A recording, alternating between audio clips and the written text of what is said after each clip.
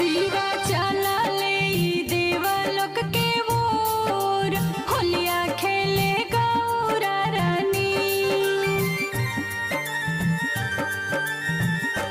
शिवा चला